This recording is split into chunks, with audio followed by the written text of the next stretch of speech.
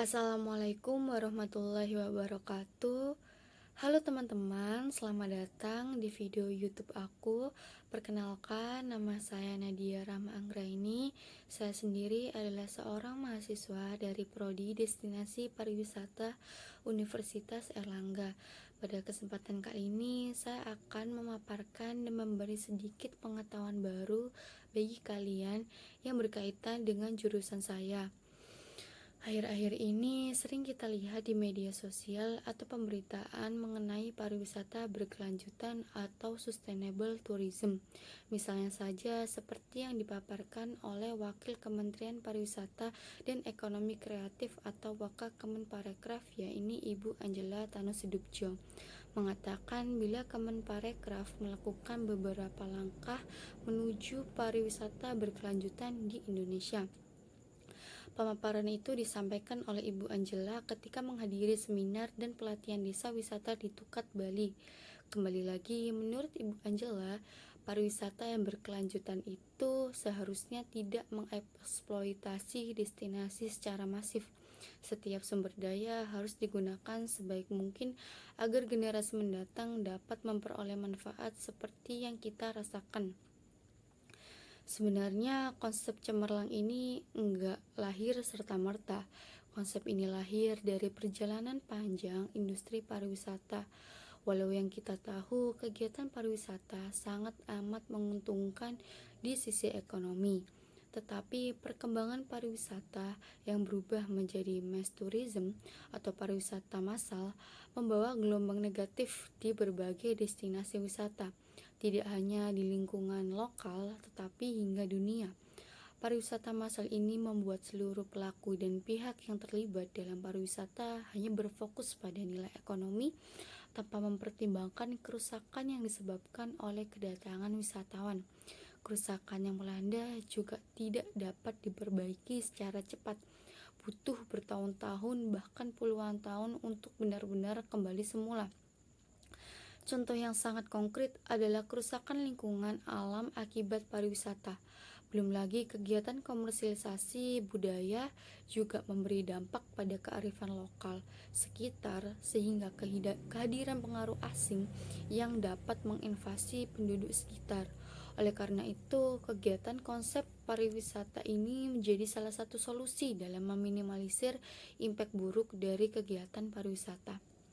Sejarah keberlangsungan pariwisata atau keberlanjutan pariwisata sebenarnya sudah dimention pada tahun 1980, di mana definisi pariwisata berkelanjutan disebut pertama kali dalam World Environment Protection Strategy yang dikeluarkan oleh World Conservation Union yang berisi undang-undang internasional mengenai strategi perlindungan lingkungan di tahun 1980.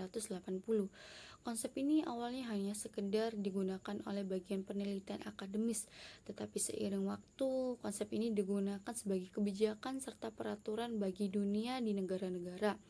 Bersama dengan PBB, berbagai pertemuan juga dilakukan untuk membahas konsep keberlanjutan ini sehingga menghasilkan output SDGs atau Sustainable Development Goals atau Agenda 2030.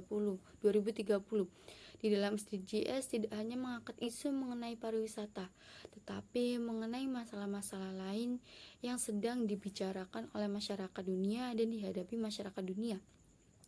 Menurut literatur, sebenarnya kegiatan pariwisata berkelanjutan ini ada kategorinya. Pertama ada responsible tourism atau pariwisata bertanggung jawab, nature tourism, equitable tourism atau pariwisata berkeadilan, accessible tourism, appropriate tourism, ecological tourism, ecotourism, eco-ethnotourism, green tourism atau environmentally friendly tourism, soft tourism, rural tourism, community tourism, proper tourism, agritourism, dan masih banyak lagi. Selain itu, ciri-ciri konsep pariwisata berkelanjutan yang berhasil ketika ada 3 komponen yang harus terpenuhi atau triple bottom lines. Pertama ada lingkungan ekonomi yang berkaitan dengan keuntungan ekonomi, kemakmuran, masyarakat setempat, kualitas pekerjaan, dan kesetaraan sosial. Yang kedua, lingkungan alam yang berkaitan dengan keutuhan lingkungan fisik, keanekaragaman hayati, pengelolaan limbah yang efektif, dan kebersihan lingkungan.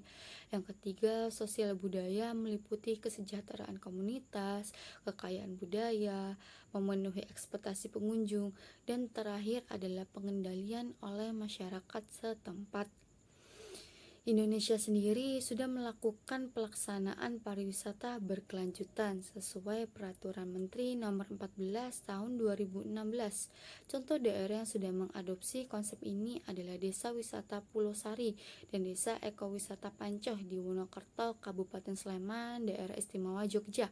Contoh lain adalah jaringan ekowisata desa di Bali yang terletak pada 4 desa, yakni Desa Sibetan, Plangah, Nusa, dan Tenganan sejak tahun 2000. Mereka menerapkan konsep ini dengan tujuan mempertahankan keberlangsungan budaya dan pelestarian lingkungan.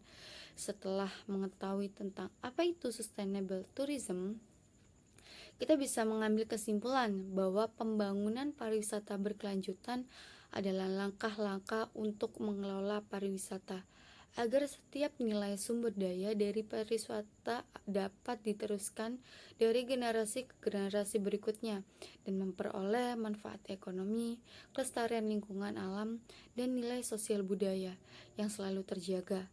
Kembali lagi, kunci terwujudnya pariwisata berkelanjutan tidak dapat hadir karena kontribusi satu atau dua pihak saja, tetapi semua pihak harus berkaitan dan bekerja sama secara harmonis untuk mewujudkan satu hal tersebut.